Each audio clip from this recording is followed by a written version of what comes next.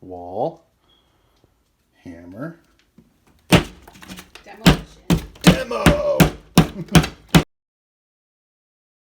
Hey guys, thanks for tuning in. In this video, I'm going to show you how I built a nook under the stairway of my house.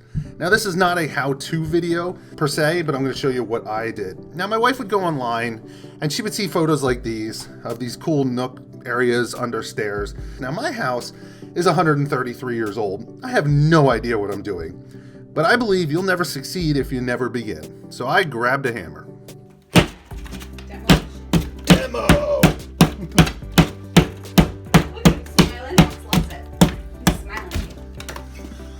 And we got, what do we got? Oh, we got an old plaster. We got an old plaster wall inside of the other wall. Interesting. All right, well, it begins. And well, it took all of about 30 seconds to run into our first problem, and that was a set of water lines that were running right up through where I was going to put the door. No worries, we'll move the door over to the left a little bit. Decided to open up under our steps to create a little nook area for the kids. So we thought we'd do it there, but there's water pipes. So we're gonna move it over here. And check it out, what we found inside. Secret room. It's a daggum secret room inside here we didn't know about. That's awesome. This actually used to be the steps down to the basement. When they remodeled, they closed this off. So this would have been the walls as they went down into the basement. Pretty cool, huh? So it makes sense the basement steps would have been underneath the original steps. So I had to cut one of the studs and use it as a brace up top in order to make room for the door.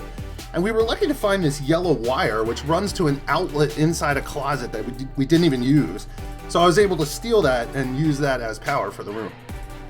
So with all the shelves removed, the next question is, what are we going to do with these walls?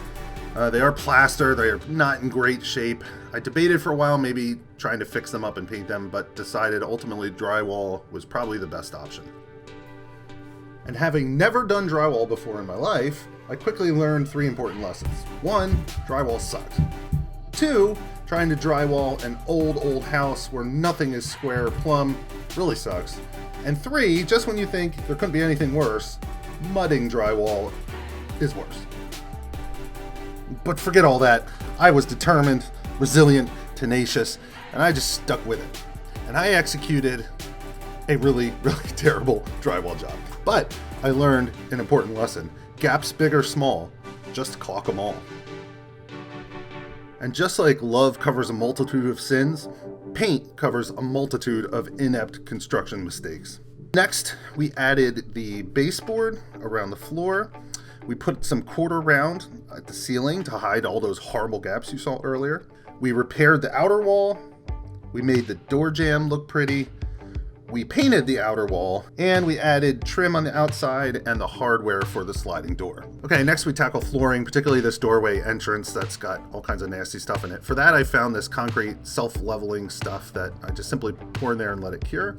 And then I got some carpet from my parents who had recently recarpeted their house, and a little transition piece to finish it off. And then finally the door. I really liked this gray wood paneling, but it was very thin, so I glued it to a thicker piece of wood and pretty much installed the hardware, and we are done.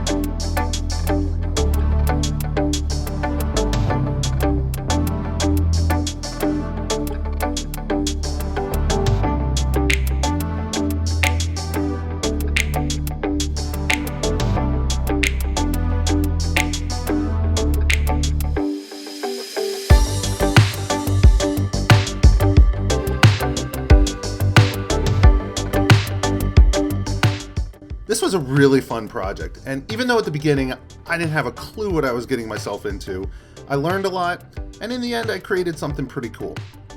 My kids range from age 1 to 16, and they all use this space in their own way. So if you have a goal and you don't know where to start, just start. Get after it, and you can make it happen. Thanks for watching.